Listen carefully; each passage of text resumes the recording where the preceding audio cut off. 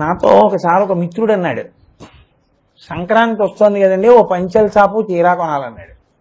నేనన్నా పంచమి ఇంట్లో కట్టుకునే వాళ్ళు ఎవరన్నా? అయ్యో అలా అంటారు ఏంటి కోటేశ్వరారు, మా ఇంట్లో మా స్వామి అమ్మవారు ఉన్నారు కదా అన్నాడు. నేను తెల్లబోయా.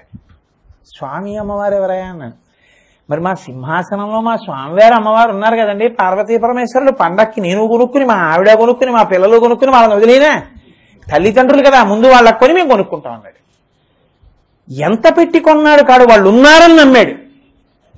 నువ్వు కొన్నావా అలా? ఎప్పుడన్నా పెళ్లికి బట్టలు మేనత్త పేరు రాస్తావు, మేనల్లుడి పేరు రాస్తావు, ఆ తమ్ముళ్ళు రాస్తావు, వదినలు రాస్తావు, ఎవరికి ఏ రేంజ్ రాస్తావు, ఎందుకైనా మంచిదని సేఫ్ సైడెడ్గా ఇంకో 10 చీరలు అంటావు.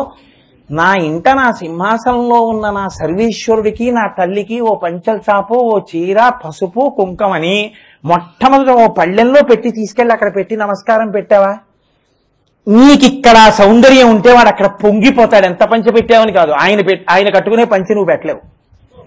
కానీ తండ్రి ఎంతంత పంచలైనా కట్టగలడు, అంతటి సమర్థుడు.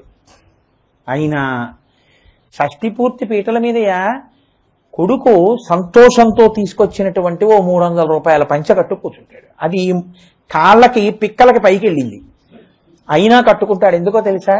పాపం వాడికి తెలియదండి, ఈ పిల్లాడు ఏదో తెచ్చాడు పంచ, వాడు తెచ్చింది కట్టుకుంటే వాడికి సంతోషం అని కట్టుకుంటాడు. నీ ఆర్తి ఆయన నీకు సుందరవదనారవిందంగా కనపడతాడు. ఇంతకన్నా నేను నోరు కొట్టుకోక్కర్లేదు అనుకుంటున్నాను. కాబట్టి ఎవరి చేత కట్టబడనటువంటి వాడు అమాయకురాలైనటువంటి గోపిక కడదామని ప్రయత్నిస్తే అయ్యో ప్రయత్నిస్తోందని తనంత తాను కట్టుబడి దామోదరుడైనట్టు నీవు కూడా ఈశ్వరుడి పట్ల అంత కృతజ్ఞతాభావంతో ఉంటే ఆయన నీకు సుందరవదనారవిందుడై కట్టుబడతాడు. ఇది చెప్పడానికి పక్కకి తెచ్చారు ఆ పేర్లు తప్ప ఏదో సరదాగా ఇది బాగుందని వేయడం కాదు. కాబట్టి దామోదర గుణమందిర సుందరవదనారవింద గోవింద. ఇప్పుడు ఇత పూర్వం శ్లోకంలో నిన్న మీకు చెప్పినప్పుడు నేను ఉద్ధృత నగభిధనుజ ధనుజకులామిత్ర మిత్ర శశి దృష్టే అన్నప్పుడు ఉద్ధృత నగ అంటే కొండ ఎత్తి పట్టినటువంటి వాడు గోవిందుడే. అందులో ప్రకటనంగా పేరు చెప్పకపోయినా గోవిందనామస్మరణమేగా శంకరాచార్యులు వారు చేశారు. మరి ఇప్పుడు మళ్ళీ గోవింద అనడం ఎందుకు? అంటే ఇక్కడ ఒక పెద్ద రహస్యాన్ని ఒకదాన్ని దాచారు శంకరాచార్యులు వారు. ఏమిటో తెలుసా అండి? ఈశ్వరుడు దశావతారములు స్వీకరించాడు, అందులో ఇంకా కల్కి అవతారం రాలేదు. కాబట్టి 9 అవతారాలు వచ్చాయి. 9 అవతారాల్లో పట్టాభిషేకం జగద్విఖ్యాతంగా జరిగినటువంటి అవతారాలు 2. ఒకటి పట్టాభిషేకం అనేటప్పటికీ మనకి గుర్తొచ్చేటటువంటి అవతారం ఏది? రామావతారం. రామ పట్టాభిషేకం అంటాం కదా. రామావతారంలో పట్టాభిషేకం జరిగింది. 2వ అవతారం ఉంటుంది, అందులో పట్టాభిషేకం జరిగింది. ప్రధానమైన పట్టాభిషేకాలు. అదే అవతారం కృష్ణావతారం. కృష్ణావతారంలో రాచరికం చేయడానికి సింహాసనం మీద కూర్చుని పట్టాభిషేకం లేదు, ఎందుకంటే ఆ అవతారంలో యాదవులకు పరిపాలనాధికారం లేదు. అందుకని కృష్ణుడు తీసుకోలేదు. మళ్ళీ ఆ కథ వేరనుకోండి, ఇప్పుడు దాని జోలికి నేను వెళ్ళను. కాబట్టి కృష్ణుడు రాజ్యపాలన చెయ్యలేదు, కానీ ఆయనకి పట్టాభిషేకం జరిగింది. ఏ పట్టాభిషేకం జరిగింది? అప్పుడు ఏ పేరు వచ్చింది? గోవింద. నిన్ననేగా మీకు చెప్పాను నేను. సురభిక్షీరమలం సురద్విప మహాసుండాలతానీత నిజ్జర గంగాంబువులం నిలింపజననీ సన్మౌలి సంఘంబుతో సురనాథుండభిషక్తి చేసి పలికెన్ సొంపార గోవిందుండన్ సురణాక్రాంత విపక్షుతో జలాక్షున్ సాధు సంరక్షణు. ఆ రోజున ఆకాశగంగా జలాల్ని ఐరావతం తన తొండంతో పట్టుకుని వస్తే కామధేనువు పాలతోటి ఇంద్రుడు అభిషేకించి గోవిందా అని పిలిచాడు. కాబట్టి కృష్ణావతారంలో సింహాసనం మీద కూర్చోపెట్టకపోయినా ఇంద్రుడు ఆయనకి పాలు పోసి మందాకినీ జలాలు పోసి గోవిందా అని పట్టాభిషేకం చేసి పిలిచాడు. గోవింద పట్టాభిషేకం. శ్రీరామ పట్టాభిషేకము అయింది, గోవింద పట్టాభిషేకము అయింది. అసలు మనుష్య జాతికి కీర్తి తెచ్చినటువంటి వాడు ధర్మావలంబకుడు రామచంద్రమూర్తి. కాబట్టి ఈ స్తోత్రంలో ఎక్కడైనా ధనుజకులామిత్ర అన్న దాంట్లో తప్ప రాక్షస సంహారం చేసినటువంటి వాడా అంటే ప్రధానంగా రాముణ్ణి కీర్తించడం తప్ప అసలు ప్రకటనంగా శంకరాచార్యుల వారు రామనామం ఎక్కడైనా చెప్పారా ఈ స్తోత్రంలో? ఎక్కడా చెప్పల. అసలు మనుష్యులకి ధర్మం నేర్పినవాడు ఆయన కదండి. భద్రాచలం వెళ్ళి ఆ శంకరాచార్యుల వారే ఆయన్ని స్తోత్రం చేశారు. మహానుభావ, ఇంత గొప్ప అవతారమయ్యా నీది అని. అటువంటి శంకరాచార్యుల వారు ఈ స్తోత్రంలో ఎక్కడ రామనామం ఎత్తలేదు. పైగా రామ పట్టాభిషేకం పరిపాలనాంశ కలిగిన పట్టాభిషేకం. పట్టాభిషేకం పరిపాలన కోసం చేస్తారు. ఆ మాటకొస్తే కృష్ణుడికి గోవిందుడిగా పట్టాభిషేకం పరిపాలన కోసం పట్టాభిషేకం కాదు. కాబట్టి రామనామం వెయ్యాలి. గోవింద అని వేశారు కానీ రామ అని వేయలేదు అక్కడ. ఎందుకు వేయలేదు? ఎందుకు ఆయన మళ్ళీ గోవింద అనేవాడారు? ఉద్ధృతనగా గోవింద అయినప్పుడు మళ్ళీ గోవింద అనడం ఎందుకు? రామ అనకుండా పరిపాలనాంశగా చూస్తే రామ కదా పెట్టాలి అక్కడ. ఎందుకు పెట్టారో తెలుసా అండి గోవింద అని? మీరు చాలా జాగ్రత్తగా వినవలసి ఉంటుంది ఈ విషయాన్ని. రామచంద్రమూర్తి రావణ సంహారం చేసేసిన తర్వాత ఆయనకి పట్టాభిషేకం జరుగుతుంది. పట్టాభిషేకం జరుగుతున్నప్పుడు 80 ఋషులు వచ్చారు. కాత్యాయన సుయజ్ఞశ్చ గౌతమో విజయస్తథ అని వశిష్ఠో వామదేవశ్చ జాబాలి రథకాశ్యప కాత్యాయన సుయజ్ఞశ్చ గౌతమో విజయస్తథ. ఈ 80 వచ్చి ఆయనకి పట్టాభిషేకం చేశారు. అభిషేకం చేసి స్నానం చేయించి ఈ 80 ఆయనకి పట్టాభిషేకం చేసినప్పుడు ఆయన మనసు కొంచెం ఇబ్బంది పడింది. ఆయన మనసు బాధపడింది. అంటే భగవంతుడు బాధపడతాడా అండి అని మీరు అడగచ్చు. రామావతారం మనుష్యుడికి సంబంధించిన అవతారం కాబట్టి సీతమ్మ కనపడకపోతే ఏడిచాడా లేదా? ఏడిచిన వాడు ఏదైనా తేడా వస్తే కొంచెం బాధపడతాడా పడ్డా? ఒక తేడా ఒకటి జరిగింది రాముడికి పట్టాభిషేకం జరిగినప్పుడు. ఏమిటా తేడా అంటారేమో. ఏ మహానుభావుడు రామాయణాన్నంతటినీ దర్శనం చేసి రచించాడో బ్రహ్మగారి యొక్క అనుగ్రహం చేత ఆ వాల్మీకి మహర్షి రామ పట్టాభిషేకం చేసినప్పుడు ఒక మాట రాశారు. అది వాసవో వసుహు అని. అంటే వసువులు అష్టవసువులు ఉంటారు 80. వాళ్ళు వాసవో అంటే ఇంద్రుడు. ఇంద్రుడికి వసువులు పట్టాభిషేకం చేస్తారు. ఇంద్రుడికి వసువులు పట్టాభిషేకం చేస్తే ఎలా ఉంటుందో ఈ 80 ఋషులు రాముడికి పట్టాభిషేకం చేస్తే అలా ఉంది అని రాశారు. అంటే ఆయన ఉద్దేశం ఏంటంటే ఇంద్ర పట్టాభిషేకం చాలా గొప్పది కదా అందుకని పోల్చారు. కానీ రాముడు కుందెట్ట మనసులో. ఎందుకో తెలుసా?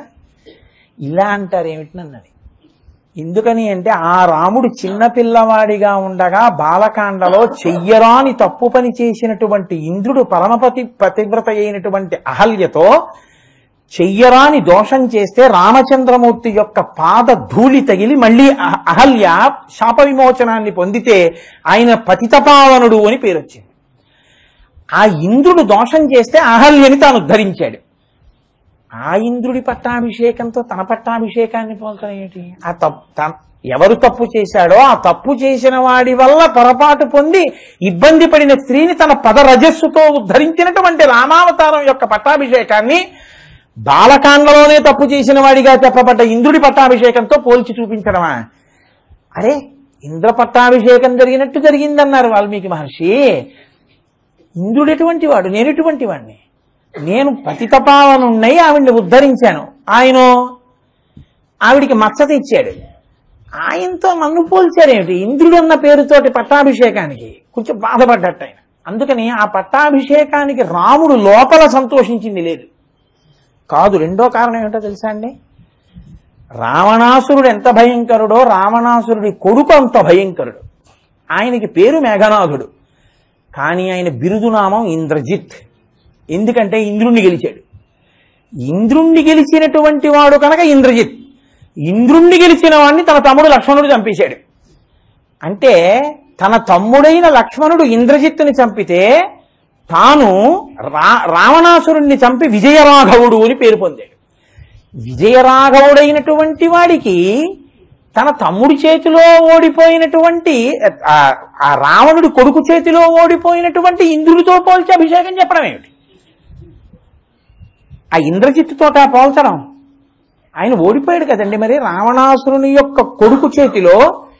ఇంద్రజిత్ చేతిలో ఇంద్రుడు ఓడిపోయాడు. ఆ ఓడిపోయినటువంటి వాడెవరో ఆ ఇంద్రుడు, ఆ ఓడిపోయినటువంటి ఇంద్రుడితోటే తన పట్టాభిషేకాన్ని పోల్చడం ఇంద్రుడి పట్టాభిషేకంలో ఉందని. కాబట్టి రామ పట్టాభిషేకంలో ఈ రెండు వాసవో వసుహు అని వసువులు ఇంద్రుడికి చేసినట్టు చేశారు అనడం వల్ల రాముడి మనసు కుందిందిట. వీళ్ళు ఏమిటో అనేశారు, కానీ ఇది ఎలా కుదురుతుంది? రెండు కారణాల వల్ల. ఆ ఇంద్రుడికి నాతో పోలికేమిటి పట్టాభిషేకానికి? ధర్మంలోనూ సరిపోడు, పైగా రావణుడి కొడుకు చేతిలో ఓడిపోయినటువంటి వాడు. అట్లా ఓడిపోయినటువంటి వాడిని తీసుకొచ్చి నా పట్టాభిషేకంతో పోల్చడం ఏమిటి అని ఆయన బాధపడ్డట్ట. అదే గోవింద పట్టాభిషేకం దగ్గరికి వచ్చేటప్పటికి ఆ ఇంద్రుడే వచ్చి ఈయనకి అభిషేకం చేసి కాళ్ళ మీద పడ్డాడు, చిన్ని కృష్ణుడి కాళ్ళ మీద. కాబట్టి గోవింద పట్టాభిషేకం జరిగినప్పుడు సంతోషించట, అమ్మయ్య వీడే వచ్చి నాకు గోవింద అని పిలిచి నా కాళ్ళ మీద పడ్డాడు. ఇది త్రేతాయుగంలో ఉన్న బాధ ద్వాపర యుగంలో పోయింది. కృష్ణుడికి గోవింద పట్టాభిషేకం చేస్తే మీరు పట్టుకున్నారో లేదో అని చెప్పింది. కాబట్టి మనసు సంతోషించిన పట్టాభిషేకం గోవింద పట్టాభిషేకం. పట్టాభిషేకం జరిగిన పోలిక వల్ల కొంచెం కుందిన పట్టాభిషేకం రామ పట్టాభిషేకం. అందుకని గోవింద అంటే ఆయన ఎక్కువ సంతోషిస్తాట. అందుకని శంకరాచార్యుల వారు ఏం చేశారంటే పరిపాలనాంశగా పట్టాభిషేకం గుర్తొచ్చేటప్పటికి కొంచెం ఆయన చిన్నబుచ్చుకుంటాడు. ఆ బాధ ద్వాపరయుగంలో పోయింది పట్టాభిషేకంలోని. గోవిందా అంటేనే ఎక్కువ సంతోషిస్తారని గోవిందా అనే వేశారు ఆయన. మళ్ళీ ఒక్క మాట శంకరాచార్యులు వారు వేశారంటే లోపల ఎంతో హృదయం ఉంటుంది, ఆయన ఎంతో భావన ఉంటుంది. కాదు, ఎందుకు వేశారో తెలుసా అండి? ఇద్దరిని కీర్తిస్తారు. ఎప్పుడు భోజనాలు చేస్తున్నా, పంక్తిలో ఉన్నా, ఏం చేస్తున్నా ఇద్దరిని కీర్తిస్తారు. ఎప్పుడు కూడా మనం చూడండి, పార్వతీపతే హరహర మహాదేవ అన్నాను అనుకోండి, శంభో శంకర అంటారు. కానీ ఏమీ అనకపోయినా సరే ఇలా నేనంటేనే మీరు అంటారు. హరే పార్వతీపతే అన్నాను అనుకోండి, హరహర మహాదేవ అంటే శంభో శంకర అంటారు. ఏమీ అనకపోయినా గోవిందా గోవిందా అంటారు తిరిగి. దానికి ముందెవరు ఏం చెప్పక్కర్లేదు, చెప్పకపోయినా గోవిందా గోవిందా అంటారు. పిల్లాడు పుట్టాడు అనుకోండి, వాడికి మొదట ఏం నేర్పుతారంటే రెండు చేతులు తీసుకెళ్లి జోగలు పెట్టించి గోవింద గోవింద అంటారు. పిల్లాడు పుట్టగానే గోవింద. ఆయన పేరు వెంకటేశ్వరుడు, అయిన మెట్లెక్కుతూ గోవింద గోవింద గోవింద గోవింద అంటారు. క్యూ జరగలేదనుకోండి, గట్టిగా గోవింద గోవింద గోవింద గోవింద అంటారంటే ఏమో లైన్ జరపండి, ఏమో లైన్ జరపండి. ఆఖరికి భోజనాలు ఎట్టారనుకోండి, ఉచిత భోజనాల దగ్గరికి వెళ్ళారనుకోండి, తింటూ తింటూ మధ్యలో ఎవడో గోవిందా గోవిందా అంట. ఆదివరాహస్వామి గుడికి గోవిందా గోవింద, గుండు చేయించుకున్నారనుకోండి గోవిందా గోవింద. ఆఖరికి ఇంట్లో ఎవడో ఊడిపోయాడు అనుకోండి, గోవింద కొట్టేశాడు. పుట్టుకనందు మంగళమునందు అమంగళమునందు అన్నిటి యందు గోవింద. చిత్రం ఏంటంటే గోవిందనామానికి అంత ప్రఖ్యాతి ఉంది. ఒక్క మంగళంలో ఉపయోగించడం కాదు, అసలు దాన్ని ఉపయోగించకుండా ఉండడం అన్నది ఉండదు. ఎవరో ఒక ఆయన ఓడిపోయాడు అనుకోండి, ఆయన ఏమైందండి అని అనుకోండి, గోవింద కొట్టేశాడండి అంటే. చిత్రం ఏంటంటే పసిపిల్లల దగ్గర నుంచి వృద్ధుల వరకు, పుట్టడం దగ్గర నుంచి ఊడిపోవడం వరకు గోవిందనామమే. అటువంటి నామాన్ని ఉద్ధృతనగా అని వదిలేసి ప్రకటనంగా అనకపోతే దోషం అయిపోలేదు. అందుకని గోవింద అన్నారు. అలా అనకపోతే వీళ్ళు చిన్నబుచ్చుకుంటారు ప్రార్థనలో, అదేంటి ఇన్ని ఉన్నాయి కానీ గోవిందా అంటే బాగుండేదని. ఆయన రాయలేదని మనమే ఇదంతా చదివేసి గోవిందా గోవిందా అంట. అప్పుడు శంకరాచార్యుల వారు చిన్నపుచ్చుకోవాలి. అందుకని నేనే చేస్తే గొడవ వదిలిపోతుందని మళ్ళీ దామోదర గుణమందిర సుందర వదన రవింద గోవింద. ఈశ్వరుడి అనుగ్రహం కలగడానికి ప్రధానమైంది ఏదంటే గురువుగారి అనుగ్రహం ఉండాలి. గురువుగారి అనుగ్రహం మీకు ఈశ్వరానుగ్రహాన్ని తెచ్చిపెట్టినప్పుడు మీ ప్రయత్నం చేత మీరు తెచ్చుకోవడం చాలా చాలా కష్టం. గురువుగారి అనుగ్రహం అంగరక్ష. కాబట్టి శంకరాచార్యుల వారు ఎప్పుడెప్పుడు అవకాశం దొరికితే అప్పుడప్పుడు తన గురువు గారిని తలిచేసుకుంటూ ఉంటారు. ఒకసారి ఆయనకి ఏదైనా అసహ్యం వేసింది అనుకోండి, భజ గోవిందం భజ గోవిందం గోవిందం భజ మూఢమతే అని గోవిందం అని గోవిందుడు అన్నట్టుగాని తన గురువు గారు గోవింద భగవత్పాదాచార్యుల వారిని తలుచుకుంటూ ఉంటారు. ఇంతమంది ఉద్ధరింపబడడానికి నేను ఈ స్తోత్రం చెప్తున్నాను కదా, మా గురువు గారి పేరు ఇందులో ఉంటే కదా అనుగ్రహం. అందుకని గోవింద భగవత్పాదుల్ని తలుచుకున్నట్టు ఉంటుందని గోవింద కాదు. అసలు ఈ లోకానికి ఎలా బతకాలో జ్ఞానం చెప్పడానికి మొట్టమొదటి జగద్గురువు అనేటటువంటి బిరుదు పొందినవాడెవరు? కృష్ణ పరమాత్మ. కృష్ణం వందే జగద్గురుం భగవద్గీత చెప్పాడు. అసలు లోకానికి భగవద్గీత చెప్పి నాకన్నా ముందు జగద్గురువు అని బిరుదు పొందినటువంటి వాడిని నేను స్మరించకపోతే నేను ఎలా జగద్గురువుని అవుతాను? కాబట్టి నాకు ముందు జగద్గురు స్థానాన్ని పొందినటువంటి కృష్ణుడిని ఇందులో ప్రకటనంగా తలుచుకోవాలి. కాబట్టి ఆ కృష్ణుడు పట్టాభిషేకం పొందిన నామం గోవింద. ఒక్క కారణం కాదు, ఎన్ని కారణాలకి గోవింద పెట్టారో చూడండి ఆయన.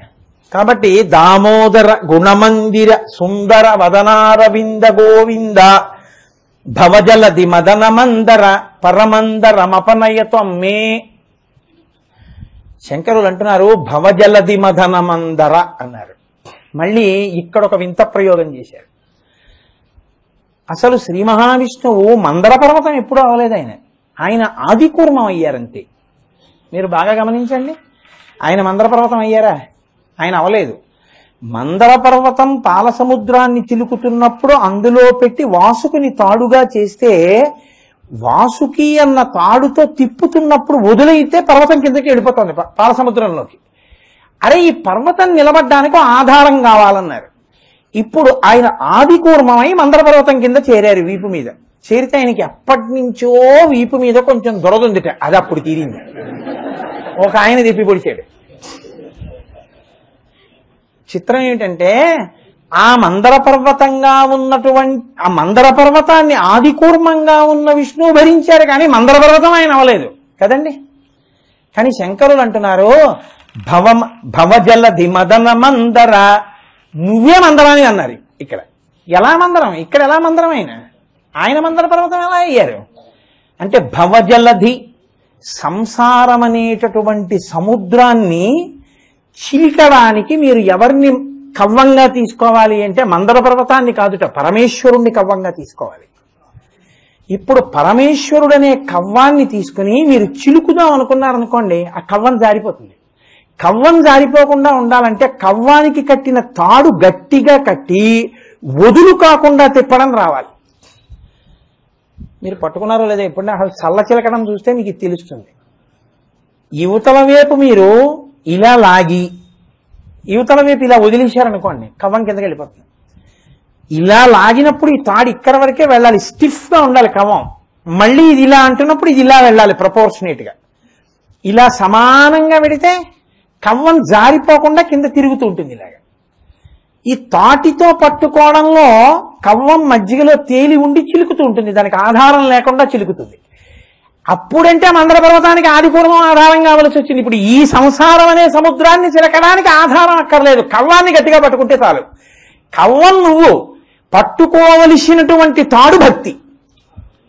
అందుకని కట్టిన తాడుతో మొదలైంది శ్లోకం. దామోదర అది అక్కడ కట్టింది తాడుతో, ఇక్కడ నువ్వు కట్టాలి. అది గుర్తు చేయడానికి దామోదరతో మొదలు. శ్లోకం మొదలు పెట్టి కొనసాగింపు తీసుకొస్తే అలా ఉంటుంది శంకరాచార్యుల వారి. ఆ బిగి అలా మెయింటైన్ చేస్తారు ఆయన.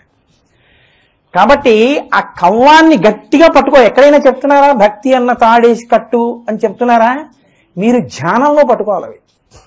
కాబట్టి భవజలధి మదన మందర, పరమేశ్వరుణ్ణి మందర పర్వతంగా కవ్వంగా చేసి భక్తి అనే తాడు కట్టి సంసారం అనేటటువంటి సముద్రాన్ని చిలుకు. అమృతం వస్తుందా? వస్తుంది. కానీ అమృతం కన్నా ముందే వస్తుంది, హలాహలమే వచ్చి తీరుతుంది. అదేగా వచ్చింది. నీకు అంతే వస్తుంది. చాలామంది ఉపాసనలో ఎక్కడ విసుగు చెందిపోతారంటే, మా మనసు నిలబట్టలేదండి, ఏమిటో మీరు ఇవన్నీ చెప్తున్నారు కానీ ఇవన్నీ మాకు ఎప్పటికి అర్థం అవుతాయి, మీరు రేపు వెళ్ళిపోతారు, మేము 3 రోజులకు మర్చిపోతాం అంటుంటారు. కాదు, శంకరాచార్యుల వారు అంటున్నారు, నువ్వు మరిచిపోవడం కాదయ్యా, మొట్టమొదట్లో ఎవరికైనా నిరాశ, నిస్పృహ, కామము, క్రోధము, లోభము, మదము, మాత్సర్యము సంసారంలో ముందు ఇవే వస్తాయి. ఇవి రాకుండా ఎవ్వరూ ఉండరు. ఏ మహాత్ముడి జీవితం మీరు తీసుకోండి, అస్సలు ఏమీ జరగకుండా మహాత్ముడిగా పుట్టి మహాత్ముడైపోయిన వాడు మీకు ఎవ్వరూ కనపడ్డారు. ఎక్కడో అక్కడ కష్టం అన్నది ఉండి తీరుతుంది జీవితంలో. రామకృష్ణ పరమహంస అంతటి వారికి రాచకుండు పుట్టింది కంఠంలో. రమణ మహర్షి అంతటి వారికి సర్కోమా పుట్టింది చేతి మీద. ఏ వ్యక్తి చంద్రశేఖరేంద్ర సరస్వతి స్వామి వారికి కడుపులో పేగులు అంటుకుపోయి కళ్ళు దృష్టి తగ్గిపోయింది. ఏ మహానుభావుడు అంత ధర్మం పాటించారో, ఏ మహానుభావుడు అపర శంకరాచార్యుల వారై దేశమంతటా సనాతన ధర్మ ప్రచారం చేశారో 96వ సంవత్సరంలో కూడా తాను వాహనం ఎక్కకూడదు సన్యాసి ధర్మమని నడిచేటప్పుడు అంత వృద్ధులైపోయి తాను నడవలేకపోతే ముందు రిక్షా నడుస్తుంటే రిక్షా మీద చెయ్యేసి పట్టుకుని సత్యదండాన్ని ఇలా పట్టుకుని నడిచి వెళ్ళారు తప్ప ఆయన ఎప్పుడు వాహనం ఎక్కి వెళ్ళలేదు. సన్యాసి అంటే వాహనం ఎక్కకూడదు కాబట్టి ఆయన వాహనం ఎక్కలేదు ఎప్పుడు. అంత ధర్మాన్ని పాటించారు. మీరు ఎప్పుడైనా చూశారో లేదో పరమాచార్య క్యాసెట్ ఒకటి. ఆయన ఒకనకొకప్పుడు రామేశ్వరం వెళ్ళారు. రామేశ్వరం వెళితే సముద్రం మించి వెళ్ళాలి. సముద్రం మించి వెళ్ళడానికి రోడ్ బ్రిడ్జ్ లేదు, రైల్ బ్రిడ్జ్ ఒకటే ఉంది. అప్పుడు బ్రిటిష్ గవర్నమెంట్ టైము. దాని మీద ఇలా అడ్డంగా దొంగలు ఉంటాయి. ఆ దొంగ మించి దొంగ మీద నుంచి దొంగ మీదకి అడుగేసుకుంటూ వెళ్ళాలి. వెడితే విపరీతమైన గాలి.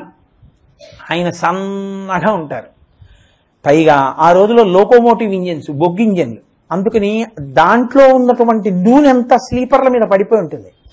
కాలు కాని జారిందో సముద్రంలో పడిపోతారు రెండింటి మధ్యలోంచి. పైగా అట్నుంచి రైలు కానీ వెనక నుంచి రైలు కానీ వస్తే తప్పుకునే మార్గం లేదు. కాబట్టి అన్నారు, అయ్యా మీరు ఇక్కడ మాత్రం రైల్లో వెళ్ళిపోండి అవతల వైపు అన్నారు. ఆయన అన్నారు, ఒక్క నాటికి వెళ్ళను, సన్యాసి వాహనం ఎక్కను, ఈ రైల్ బ్రిడ్జ్ మీద నడుస్తానన్నారు. బ్రిటిష్ గవర్నమెంట్ గౌరవించింది ఆయన్ని. రైళ్ళు ఆపేసింది పరమాచార్య వెళ్ళేవారు. మీరు క్యాసెట్ చూశారో లేదో తెల్లబోతారు. మేము కాకినాడలో అయ్యప్ప స్వామి దేవాలయంలో పెద్ద స్క్రీన్ పెట్టి వేసి చూపించాం. ధర్మం అంటే ఎలా ఉంటుందో ఆ క్యాసెట్.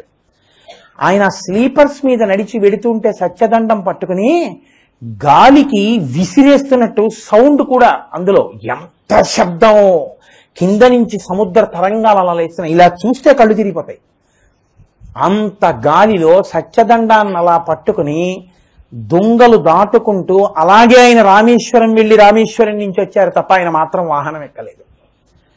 అంతటి ధర్మాత్ముడైన ప్రేగులు అంటుకుపోయాయి ఎప్పుడూ వేళపట్టున ఏమీ తినకపోవడం వల్ల.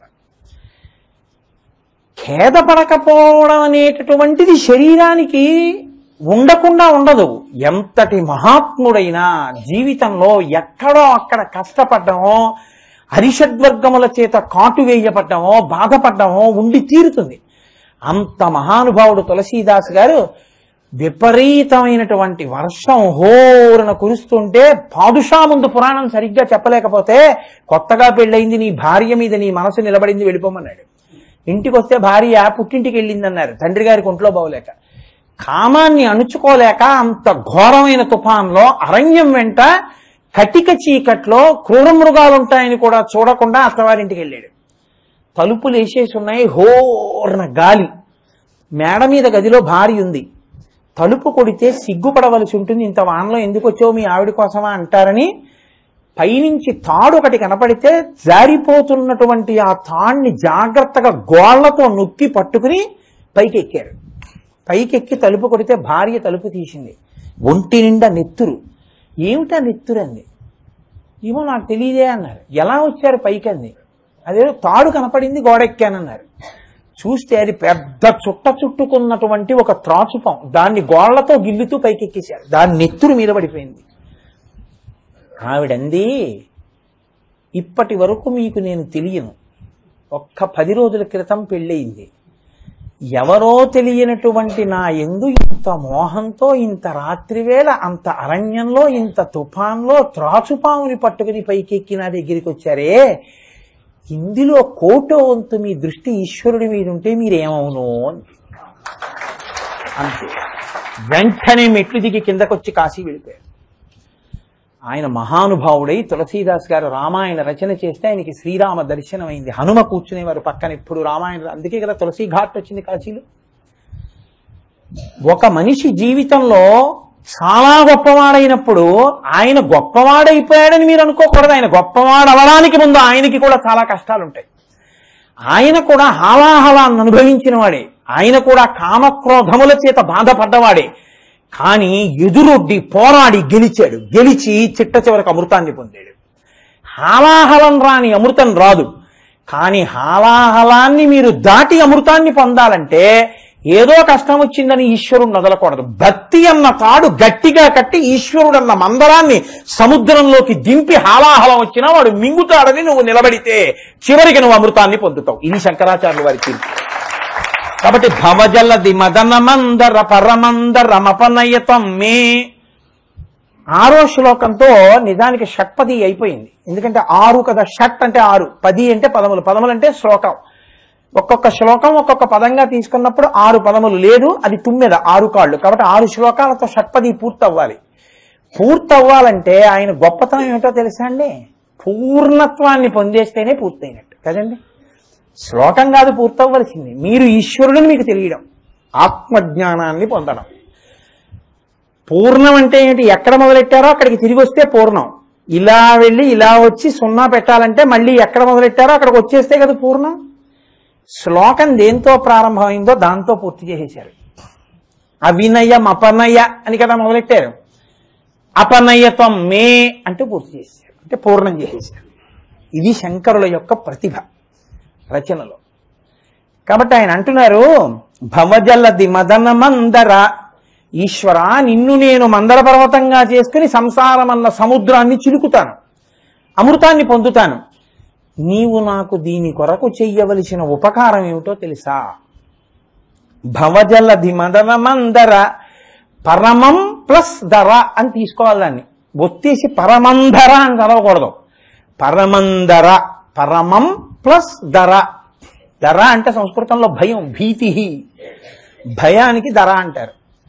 పరమం అంటే చాలా బాధతో కూడినటువంటి భయం. చాలా భయంతో ఉన్నారనుకోండి, ఎప్పుడూ భయం. ఎప్పుడూ భయం దేనివల్ల? పిచ్చి ప్రేమ ఎక్కువైపోవడం వల్ల. మీతో నేను చెప్పాను, పిల్లాడు 8 గంటలకి ట్యూషన్ నుంచి రావాలి, 9 అయింది రాలేదు. ఆ రోడ్డు మధ్యలో గొయ్యి తీశారు, వీడు చూసుకోకుండా ఫ్రెండ్స్తో మాట్లాడుతూ వస్తాడు. వాడి సైకిల్ గబుక్కుని గోతులో పడిపోయి ఏం అవ్వలేదు కదా అంటుందమ్మ. ఏం అవ్వలేదు కదా, వాడు పడిపోయి కాళ్ళు చేతులు విరిగిపోయేమో అంత నోటితో ఆ మాట అందో, ఏం అవ్వలేదు కదా అంటుంది తప్ప ఇంకో అరగంట లెక్కలు చెప్పారేమో అందో. ఎందుకందో తెలుసా అండి? ఎక్కడ పిచ్చి ప్రేమ ఉన్నదో అక్కడ శంక ఉంటుంది భద్రత గురించి. ఎక్కడ చాలా ప్రేమ ఉంటుందో అక్కడే ప్రేమ పెరిగిన కొద్దీ బెంగ పెరుగుతుంది. బెంగకే భయం అని పేరు. ఈ భయం మీరు పెట్టుకుని రక్షించగలరా? మీరు ఆలోచించండి, కొంచెం జాగ్రత్తగా ఆలోచించండి. అంత తేలికేం కాదు వద్దని చెప్పడం. నేను నా భార్య గురించి బెంగ పెట్టుకుని నా భార్యను నేను రక్షించగలనా? నేను హైదరాబాద్ వచ్చి కాకినాడలో ఇది ఎలా ఉందో ఏమిటో ఎలా ఉందో ఏమిటో అని బెంగెట్టుకుంటే నేను ఏమైనా కాపాడగలనా? ప్రైవేటుకి వెళ్ళిన పిల్లాన్ని నేను రక్షించగలనా? హైదరాబాద్లో ఉన్న కొడుకుని కాకినాడలో ఉండి నేను కాపాడుకోగలనా? నాకు భయం లేని స్థితి కలగాలంటే, వాడు భద్రంగా నేను భద్రంగా ఉండాలంటే, నాకు పిరికితనం లేని స్థితి కలగాలంటే వాడి అనుగ్రహం వల్ల అందరం బాగుండాలి. కాబట్టి పరమందర, బాధతో కూడిన ఈ భయాన్ని అపనయ తీసేసేయి. తం నువ్వు, మే నా కొరకు. ఇది ఎందుకు తీసేయాలి అంటే, శంకరులు దేంతో మొదలెట్టారో దానికి వ్యతిరేక కోణంతో పూర్తి చేశారు. మొదట దేంతో మొదలెట్టారు? అవినయం అపనయ. నాకు అవినయాన్ని తీసేయమన్నారు. అవినయం మీకు ఉంది అంటే అవినయానికి మారు పేరు ఏమిటి? అహంకారం కదండి. అహంకారం ఉన్నవాడు ఈశ్వరుడి పాదాలు పట్టుకోలేడు. పిచ్చి భయం ఉన్నవాడు ఈశ్వరుడిని పట్టుకోలేడు. మీ భయం ఎప్పుడూ దేని మీద ఉండిపోతుంది అనుకోండి, మీరు త్రికరణ శుద్ధిగా భగవత్పాదములు పట్టుకోలేరు. ఎందుకో తెలుసా అండి? ఎప్పుడూ ఆ భయంతోనే ఉంటారు. కాబట్టి చిత్తశుద్ధితో ఈశ్వరుణ్ణి పట్టుకోలేరు. కాబట్టి పిరికి గుండె ఈశ్వరుణ్ణి పట్టలేదు, అహంకారం ఉన్నటువంటి గుండె ఈశ్వరుణ్ణి పట్టలేదు. అహంకారం తీయమని మొదట అడిగి పిరికితనం లేకుండా ఉంచమని చివరి అడిగారు. ఈ రెండింటి మధ్యలోకే ఉపాసన వస్తుంది. ఈ రెండింటి మధ్యలో అసలు ఈ రెండు ఒకటి ఉన్నా ఒకటి లేకపోయినా ఉపాసన లేదు. అందుకని ఇక్కడ పరమందరమపనయతం మే, ఇక్కడ భయాన్ని తీయమన్నారు, అక్కడ అవినయాన్ని తీయమన్నారు. ఇది శంకరాచార్యుల వారి యొక్క ప్రజ్ఞ అంటే. కాబట్టి ఈ ఒక్క శ్లోకంలో ఎంత ఉపాసన రహస్యాన్ని ఆయన దాచి మాట్లాడుతున్నారో చూడండి. కేవలం నామాలు వేశారా, లోపల చాలా చాలా నిగూఢమైనటువంటి విషయాల్ని పెట్టి ఆయన మనకి బోధ చేసి పిలుస్తున్నారా, కొత్త విషయాన్ని ప్రచోదనం చేసి నీలో కూడా ఈ మార్పు ఉండాలి అని ఆయన ప్రబోధం చేస్తున్నారా మనకి. దామోదర గుణమందిర సుందర వదనారవింద గోవింద భవజలధి మదన మందర పరమందర మపనయతం మే.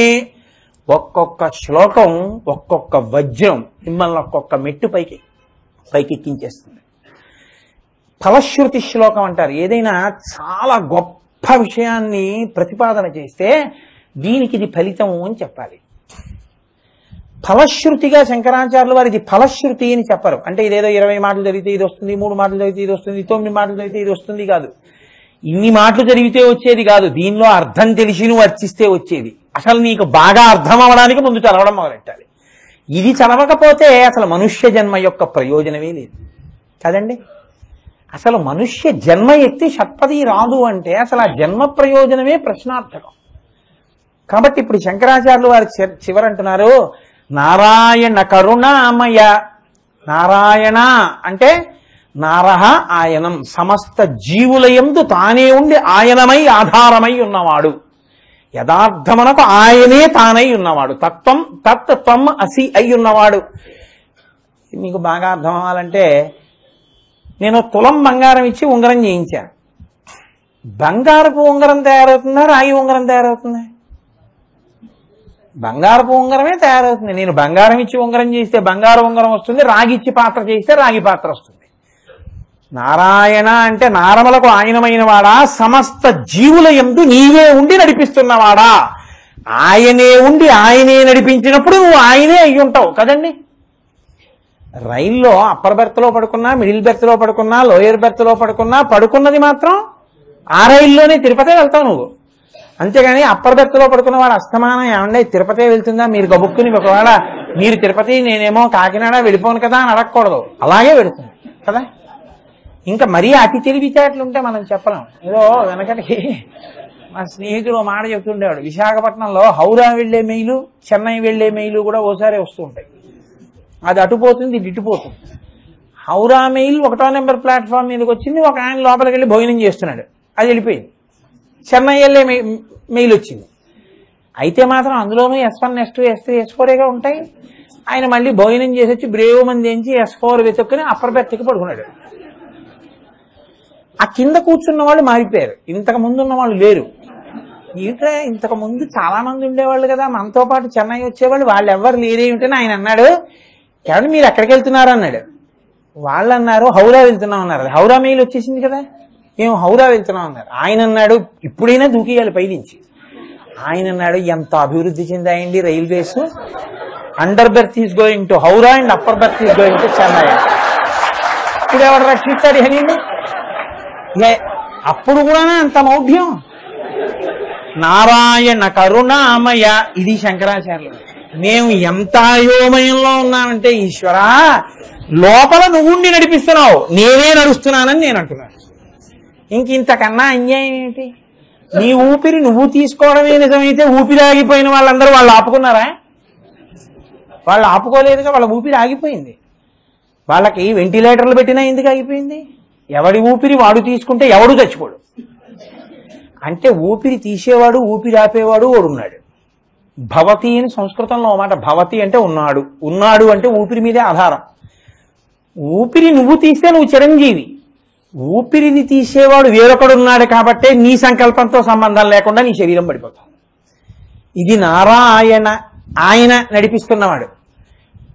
బంగారంతో చేసిన ఉంగరంలో బంగారమే ఉంటే నారాయణ అంతటా ఉంటే అన్ని నారములకు ఆయన ఆయనమైతే ఉన్నది నారాయణయే. కానీ నేనేమంటున్నాను, నేనున్నానంటున్నాను. ఇది నా అజ్ఞానం. Upper berth Chennai, lower berth Howrah పెడుతోందంటే. కానీ నువ్వేమంటున్నావు? అలా మీతో ఎవరైనా అన్నారనుకోండి, మీదైన వస్తువు వాళ్ళకి ఇచ్చారనుకోండి, సాధారణంగా బ్యాంకుకి రైల్వే స్టేషన్కి వెళ్తే వెంటనే పెన్ను అడుగుతారు కదా. మీరు పెన్ ఇచ్చారనుకోండి, అలా నించున్నారనుకోండి, ఆయన మళ్ళీ ఏం చేస్తాడంటే రాసుకుని జేబులో వేసుకుంటాడు. పెట్టుకుంటే మీరు అందుకే క్యాప్ మీ దగ్గర ఉంచుకుని పెన్ ఇవ్వాలి. ఎప్పుడు పెన్ ఇచ్చేయకూడదు, మీరు మర్చిపోతారు. అందుకని అప్పుడు మీరు మాస్టర్ పెన్ అండి అన్నారనుకోండి, మీరు ఇచ్చారా అన్నారు అనుకోండి, మీకు ఎలా ఉంటుంది? అరే ఇదేంటో ఇప్పుడే కదా ఇచ్చాను విచిత్రాయల స్వామి, దాన్ని మీరు ఇచ్చారా అంటారేంటి అనుకోరు? మీరు ఇంత కృతజ్ఞత అనుకోరు? ఏమిటండో ఇప్పుడు పుచ్చుకున్నారు, ఇప్పుడు మీరు ఇచ్చారా అంటున్నారు, మీ పెన్నులాగా అంటాను కోపం వస్తే కదా. వాడు లోపలుండి అన్నీ నిర్వహిస్తుంటే నేనే అన్నీ చేసుకుంటున్నానని అన్నా కూడా మిమ్మల్ని ఏమనుకుంటా, వాడు లోపల ఊపిరి తీసుకురానంటే కరుణామయుడు గాడు వాడు.